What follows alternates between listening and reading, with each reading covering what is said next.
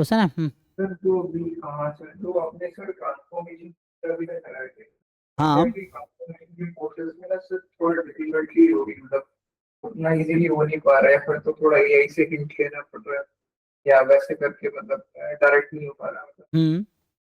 तो उसके लिए सर कुछ है कि मतलब कोई इजियर शीट या कुछ ऐसा, क्योंकि डीपीपी तो आप बता रहे थे कि और भी टफ है। ओके, तो आप जो कह रहे हो ट्रांसफॉर्मेशन के, आप क्या डीपीपी सॉल्व कर रहे थे? नहीं नहीं सर, पीवाईक्यू के जो क्वेश्चंस थे अच्छा, पीवाईक्यू से क्वेश्चन सॉल्व कर रहे थे, फिर? सर, तो कंपैरेटिवली थोड़े से मतलब एकदम नहीं हो पा रहे थे। टफ है ना, हाँ, वो शुरू में मुश्किल लग या रहा फिर होगा, थोड़ा सा हाँ। सर, तो उसमें क्या है कि जैसे एआई के थ्रू थोड़ा सा हिंट लेना पड़ रहा है कि मतलब कैसे समझने में, उसके हम्म। बाद फिर बाद में खुद से कर रहा हूँ। उसके बाद तो कर, बार कर। बार हर क्वेश्चन, मतलब ऑलमोस्ट क्वेश्चंस में यही चीज थोड़ा सा। हाँ, इनिशियली रहेगा, क्योंकि वही कहा ना कि क्वेश्चन सॉल्व करना, थोड़े उसके लिए अप्रोच समझने कि क्या पूछा जा रहा है, मतलब मेनली क्या इन्फॉर्मेशन गिवन है और क्या आपसे पूछा गया है, तो आपको उस बीच के रास्ते ढूंढने हैं। तो आप देखो इन्फॉर्मेशन क्या क्या है, फिर कैसे, मान लो एआई का आपने हेल्प लिया, फिर आप सॉल्व करते हो, सॉल्व हो जाता है, समझ आ जाता है। हाँ सर, जहाँ तक है तो मजा आ जाता है, बाकी अभी एक आपसे मतलब पूछूंगा डाउट होगा। पूछिए, देखते हैं ट्राई करके। तो वैसा है कि आप मतलब सीखने का यही तो प्रोसेस है मतलब ऐसे। इससे भी सर मतलब कोई इजियर शीट है या फिर डायरेक्ट किसी पे पढ़ने की वही कर सकते वगैरह हो, है DPP? पीवाईक्यूज और डीपीपीज कर सकते हो साथ में, नहीं हो रहा है तो मेनली आपको वही सीखना है कि ऐसा क्या है उसमें। जब आप सॉल्यूशन देखते हो तो आपको रियलाइज होता होगा ना कि ये नहीं पता था मुझे, तो वो आप नोट कर दो। फिर ऐसे कर करके एक एक क्वेश्चन के थ्रू नई नई चीज़ें सीखते सीखते बहुत सारी चीज़ें सीख जाओगे। फिर एग्जाम तक तो बहुत सारी चीज़ें सीख जाओगे, इतना आपको सीख लेना है कि एग्जाम में जो क्वेश्चन है वो हम कर पाए। ठीक है देखिए मतलब ऐसे ही लर्निंग प्रोसेस ऐसे ही सर। होगा। सो यू ट्राई कीप ना, try fail try fail try fail, this is the process of learning, यही है। सर एक चीज पूछना था कि जैसे अभी सर आप सीएसआई नेट के बारे में ही बता रहे थे, तो जैसे कल भी आपने एक वो भेजा था कि यूजीसी का नोटिफिकेशन आया था। जैसे मेरा क्या है सर, 4 ईयर का अंडर ग्रेजुएशन है, मतलब तो मेरे पास भी एक मेल आया था यूनिवर्सिटी की तरफ से कि मतलब मैं एलिजिबल हूँगा, तो सर इसका होता क्या, मतलब आइडिया नहीं है सर, थोड़ा सा एक बार आप बताओगे होता फोर क्या है फोर ईयर आप क्या। यूजी के बाद, हाँ सर। तो देखिए 4 ईयर यूजी के बाद मास्टर्स करना कंपलसन नहीं है, आप चाहे तो कर सकते हैं। मतलब आपके पास 1 ईयर मास्टर का ऑप्शन है, तो 2 ईयर। मतलब ये पीएचडी के लिए ही है सीधे, उसके बाद सर प्रोफेसर बनते हैं क्या, मतलब होता हाँ है हाँ इसमें? हाँ, जैसे 4 ईयर यूजी हो गया, आपने नेट या गेट आपने क्वालिफाई कर लिया, अब तो 3 ऑप्शन हो गया, यूजीसी नेट, सीएसआई नेट और गेट।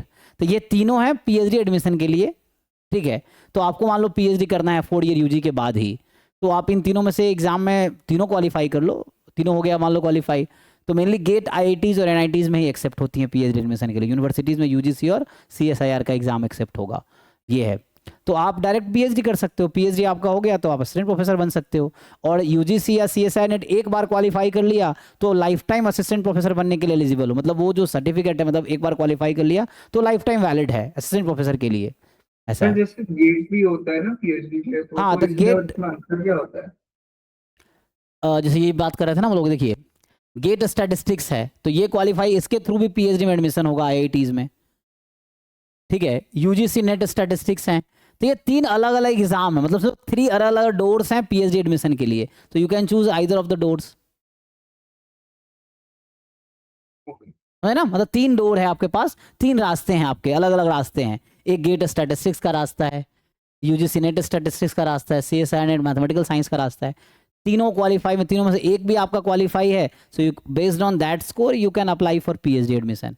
तो ये तो बस एक फेलोशिप के लिए होता है, ये एग्जाम एक्चुअली फेलोशिप के लिए, ये क्वालिफाई करते हो तो इसके बेसिस पे ड्यूरिंग पीएचडी आपको फेलोशिप मिलती है, जो कि अभी फेलोशिप जैसे मिनिमम जो है 37,000 पर मंथ मिलेगा for 2 years, and next 3 year आपको 42,000 पर मंथ मिलेगा। ये तो गवर्नमेंट का एक मिनिमम है। उसके बाद अपने गवर्नमेंट, जब अपने इंस्टीट्यूट्स के अलग, जैसे एग्जाम्पल का भी आपने देखा होगा, कल भी डिस्कस कर रहे थे, खड़गपुर ने स्कीम शुरू किया कि भाई जो बच्चा टॉप 50 रैंक जिनका गेट में, मान लो आपका गेट में अंडर 50 रैंक है, आपका आईआईटी खड़गपुर में आप पीएचडी स्टैटिस्टिक्स के लिए मैथमेटिक्स डिपार्टमेंट में एडमिशन लेते हो, तो यू विल बी गिवन वहाँ पे क्या 80,000 पर मंथ मिलेगा for 2 years and 90,000 per month मिलेगा फॉर नेक्स्ट 3 ईयर्स। तो ये स्कीम खड़गपुर वालों ने स्टार्ट किया। और भी जगह ऐसी स्कीम्स हैं, एक और पीएमआरएफ स्कीम आती है, प्राइम मिनिस्टर रिसर्च फेलोशिप, उसके थ्रू भी अगर आप पीएचडी में एडमिशन लेते हो तो फिर आपको वही वहाँ पे फेलोशिप है, 75,000 से शुरू होता है, पहले 2 साल 75,000, थर्ड ईयर 80,000 एंड नहीं, 70,000 फर्स्ट 2 ईयर, 75,000 थर्ड ईयर में, फोर्थ फिफ्थ ईयर में 80,000 पर मंथ। तो इस तरह के डिफरेंट स्कीम्स हैं। तो ये एग्जाम्स जो क्वालिफाई करने की कंपल्सन इसलिए है क्योंकि इसके थ्रू आपको फेलोशिप मिलती है पीएचडी में।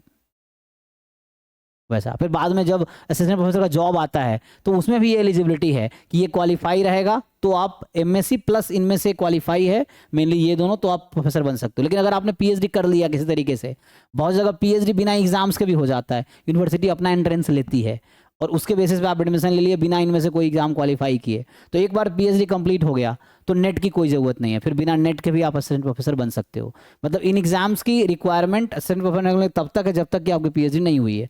पीएचडी हो गई तो इनकी रिक्वायरमेंट खत्म हो जाती है, फिर इनकी ज़रूरत नहीं है जॉब करने के लिए, पीएचडी इनफ है ऐसा। फिर तो मतलब इनके पास मतलब पीएचडी की रिक्वायरमेंट ही नहीं है, जैसे मेरा 4 ईयर अंडर ग्रेड है तो जरूरत ही नहीं होती। किसकी? पीएचडी की? हाँ सर, मतलब पीएचडी की जरूरत नहीं पड़ती क्या इनके बाद, यूजीसी नेट के बाद? नहीं, पीएचडी है तो एक एक्स्ट्रा डिग्री हो गई ना।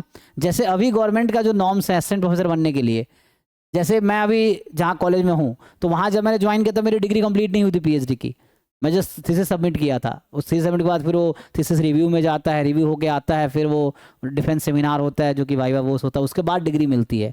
तो जैसे उस समय मेरे पास सिर्फ एमएससी था एंड प्लस नेट है, तो अगर आप एमएससी और नेट है तो ये गवर्नमेंट की ये एलिजिबिलिटी है असिस्टेंट प्रोफेसर बनने के लिए, ठीक है ना। तो एमएससी होना चाहिए प्लस नेट होना चाहिए, पीएचडी कंपलसरी नहीं है। अगर पीएचडी आपका है तो ये एज है आपके लिए, तो that is an advantage for you, ये चीज़ है, बट ये कंपलसरी नहीं है। एक्चुअली सर वो आपने भी कल भेजा था और यूनिवर्सिटी की तरफ से भी नोटिफिकेशन आया था, तो मुझे लगा एक बार आपसे पूछूं कि इसमें होता क्या है। हाँ, डिस्कस करना चाहिए तो उससे जानकारी मिलती है ना। ये चीज़ें हैं जैसे ऑनलाइन कई सारे बहुत सारे मिसलीडिंग इन्फॉर्मेशन या ओल्ड इन्फॉर्मेशन हैं जो कि ओवर टाइम चेंज होती रहती हैं। जैसे कुछ गूगल करोगे आपको कुछ ऐसा इन्फॉर्मेशन देगा जो 10 साल पहले था अब नहीं है, तो ऐसा भी होता है, तो बच्चे उस पर ट्रस्ट कर लेते हैं, उनको पता नहीं ना वैसा है। तो आपको देखना होता है अभी क्या चल रहा है, क्योंकि रेगुलेशन चेंज होती रहती हैं ओवर टाइम चीज़ें, तो उसके अकॉर्डिंग है। तो अभी बस है ना मास्टर्स प्लस नेट है, तो आपकी जैसे 4 ईयर मान लो यूजी है तो असिस्टेंट प्रोफेसर बनने के लिए आपको पीजी करना ही पड़ेगा, नहीं तो पीएचडी करना पड़ेगा, ये है। Okay, thank you. Thank hello sir. जी जी जी अभी हाँ।